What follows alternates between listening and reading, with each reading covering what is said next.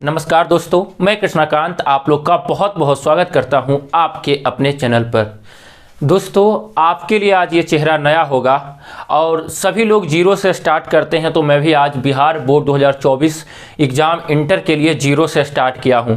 यदि आपको मेरा काम अच्छा लगे, आपको लगे ऐसा कि भैया जो बताए हैं बहुत सही बताए हैं, अब इसके बाद मुझे सिलेबस से रिलेटेड कोई वीडियो नहीं देखना है, तो प्लीज़ अपने भाई को ज़रूर सपोर्ट कीजिएगा, शेयर कीजिएगा, क्योंकि आपका एक शेयर मुझे बहुत प्रोत्साहन मिलता है।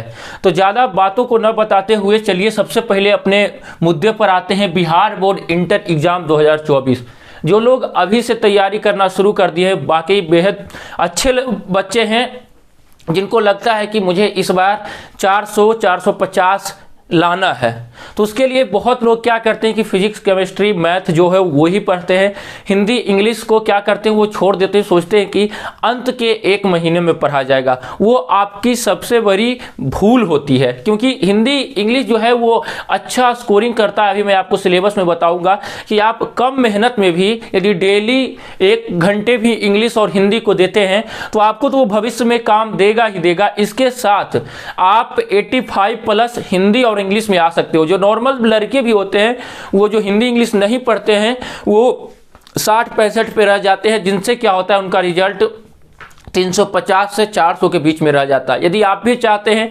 420 से 450 के बीच में लाने के लिए, तो आपको हिंदी और इंग्लिश में आपको स्कोर करना होगा। तो सबसे पहले बात करते हैं कि हिंदी का सिलेबस क्या होता है, क्योंकि किसी भी रन में जाने से पहले हमें हथियार की ज़रूरत होती है कि हमें क्या क्या वहाँ पर लेकर जाना, किस हथियार से हमें लड़ना है। तो हमारे पास हथियार मैं आपको दे रहा हूँ, और इसके बाद यदि ये अच्छा लगे कि मैं बहुत सही से आपको बताया हूँ, तो प्लीज़ अपने भाई को ज़रूर सपोर्ट कीजिएगा और आगे भी हमारे चैनल पे ऐसे बने रहिएगा, हमसे जुड़े रहिएगा। आपका जुड़ाव मुझे बहुत ज़्यादा अच्छा लगता है। हिंदी के सिलेबस के बारे में बात करते हैं तो एकदम पॉइंट टू पॉइंट बताऊंगा, आपको कहीं फिर कोई प्रॉब्लम नहीं होगी। हिंदी का एग्जाम आपके 2 पार्ट में होगा, मतलब एक ही दिन होगा, एक ही पेपर में होगा, पर 2 पार्ट उसमें होगा। एक ऑब्जेक्टिव होगा, एक सब्जेक्टिव होगा। जैसा कि आप 10th पास करके आए होंगे तो दिए होंगे। ऑब्जेक्टिव आपके 50 मार्क्स के होंगे, जिसमें 100 क्वेश्चन होगा। 100 क्वेश्चन होगा जिसमें आपको किसी भी 50 क्वेश्चन को क्या करना है, बनाना है। किसी भी 50 क्वेश्चन को बनाना है, ठीक है। तो वो आपके 50 क्वेश्चन 50 नंबर के होंगे। अब भैया ये 50 क्वेश्चन जो होंगे वो कहाँ से आएंगे, तो 30 क्वेश्चन जो होगा आपका ग्रामर से आएगा, ग्रामर से। इसलिए आपके भविष्य में भी ग्रामर, जनरल कंपटीशन में ग्रामर बहुत ज़्यादा इंपॉर्टेंट होता है, पर अभी यहाँ देखना है। तो यहाँ ग्रामर 30 नंबर के आपके पूछे जाते हैं। ग्रामर में कौन कौन टॉपिक पूछे जाएंगे वो मैं आपको जरूर बता दूंगा आने वाले समय में। फिर 20 नंबर जो आपकी किताब से पूछे जाते हैं, किताब कौन सा है वो भी मैं बताऊंगा। किताब कौन सा है वो सारा का सारा, उसमें क्या क्या पढ़ना है मैं लिखा हुआ हूँ, मैं सारा एक्सप्लेन करते जाऊँगा, समझ लिए। सबसे पहले एग्जाम हॉल में बैठिएगा, आपको ऑब्जेक्टिव बनाना होगा, 50 क्वेश्चन बनाना होगा, 50 नंबर का होगा, जिसमें 30 आपको ग्रामर से दिया रहेगा, 20 आपको बुक से दिया हुआ रहेगा। कोई भी आप 50 बना लीजिए। अब आ जाइए सब्जेक्टिव, दूसरा आएगा सब्जेक्टिव। सब्जेक्टिव में सबसे पहले 4 होंगे, यहाँ पे 6 होंगे। पहला क्या होगा, आपका निबंध होगा, ऐसे होगा। 4 टॉपिक दिया हुआ रहेगा, किसी एक पर आपको ऐसे को बनाना होगा, जो आपका 8 नंबर का होगा। ऐसे कितने नंबर का होगा आपका, 8 नंबर का होगा। तो ऐसे बना लिए। ऐसे बनाने के बाद जैसे ही नीचे आइएगा आपको मिलेगा व्याख्या करने के लिए, वो आपके किताब से होगा। व्याख्या करना जो होगा वो आपकी किताब से होगा। सब प्रसंग व्याख्या जो होगा वो आपके अपने किताब से होंगे। ये आपके 2 को व्याख्या करना होगा। एक क्वेश्चन 4 नंबर का होगा और 8 नंबर का टोटल होगा व्याख्या। ये कितने का हुआ, 8, ये हुआ 8 नंबर 16 नंबर का। फिर अगला तीसरा में जब आइएगा, इन दोनों को बनाकर इसमें 2 का व्याख्या करना है, इसमें 1 निबंध लिखना है, ठीक है। अगला आइएगा तो आवेदन पत्र, आवेदन या पत्र, आवेदन पत्र भी लिखना है या पत्र लिखना है, 2 में से एक कोई आपको लिखना होगा। ये आपका 6 नंबर का होगा, ठीक है। 3 तक समझ गए। चौथा, सबसे पहले क्या देखें हम लोग कि ऑब्जेक्टिव आएगा। ऑब्जेक्टिव में 30 जो होगा ग्रामर आएगा, 20 आपका बुक से आएगा, या कोई भी 50 आपको बनाना है। फिर आगे आइएगा सब्जेक्टिव में, तो आपको एक निबंध, ऐसे जिसको बोलते हैं, वो लिखना होगा। फिर सब प्रसंग व्याख्या लिखना होगा। इसके बाद आवेदन पत्र लिखना होगा। फिर प्रश्न उत्तर जो आपके किताब से होंगे वो आपको 5 प्रश्न उत्तर 10 प्रश्न उत्तर रहेगा, 5 का आपको जवाब देना रहेगा। कितने नंबर का रहेगा? आपको 2 नंबर का रहेगा, टोटल 10 मार्क्स का होगा। फिर अगला फिर आइएगा तो प्रश्न उत्तर ही मिलेगा, किताब का ही प्रश्न उत्तर मिलेगा। किताब का नाम है, हिंदी के किताब का नाम है दिगंत। आपको कौन सा बुक लेना है? तो दिगंत लेना है। बाकी मैं हूं, मैं सारा कुछ पढ़ा दूंगा, टेंशन लेने की कोई जरूरत नहीं है। तो प्रश्न उत्तर मिलेगा, ये आपके 3 प्रश्न उत्तर के जवाब देने होंगे, जिसमें आपके टोटल कितने? 5 नंबर के रहेंगे। 3 देने, जैसे कि निबंध 1 लिखना है, सब प्रसंग व्याख्या 2 का करना है, आवेदन पत्र 1 लिखना है, ठीक है। प्रश्न उत्तर आपको 5 लिखना है, प्रश्न उत्तर 3 लिखना है। फिर आपका आता है संक्षेपण।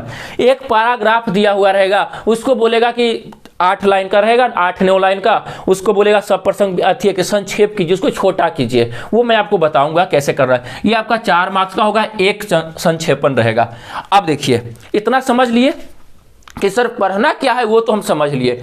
अब हम लोग को कहाँ से पढ़ना है? तो हिंदी का देखिए, सबसे पहले सिलेबस, किसी भी चीज़ की सिलेबस जाननी जरूरी होती है।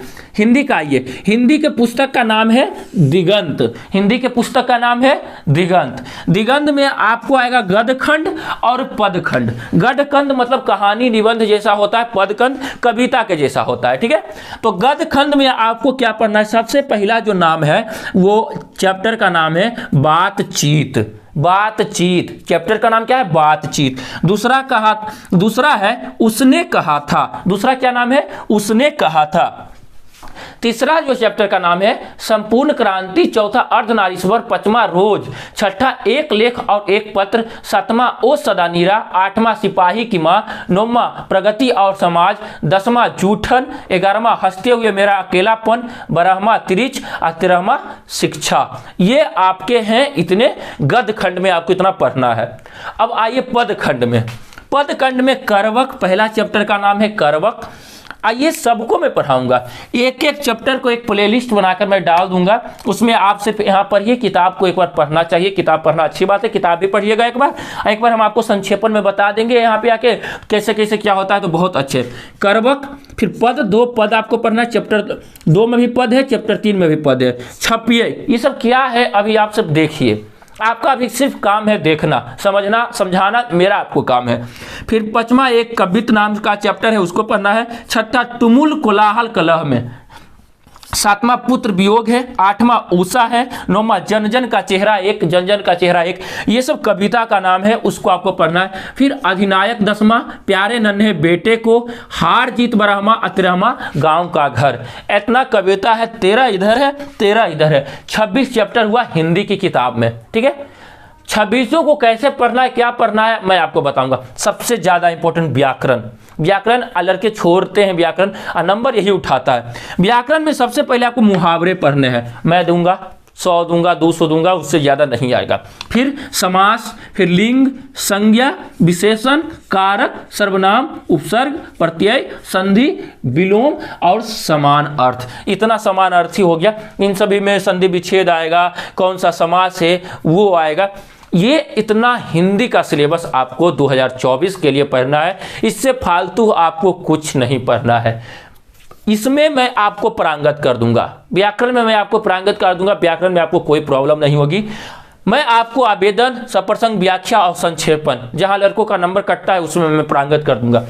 आपको मैं इसमें सारा का सारा सबका पढ़ा दूंगा, चैप्टर वाइज पढ़ा दूंगा कि इसमें क्या कहा जाता है, इस चैप्टर में कहाँ से सवाल बनते हैं, इस चैप्टर में कहाँ से सवाल, उसने कहा था कहाँ, संपूर्ण क्रांति, सब कहाँ से सवाल बनते हैं। ये भी मैं एक एक जो पद है इसका हिंदी में संक्षेपण कर दूंगा, जहाँ से सवाल आपके एग्जाम में बनते हैं। तो आशा करता हूँ कि ये चीज़ देखकर आपको समझ में आ गया होगा।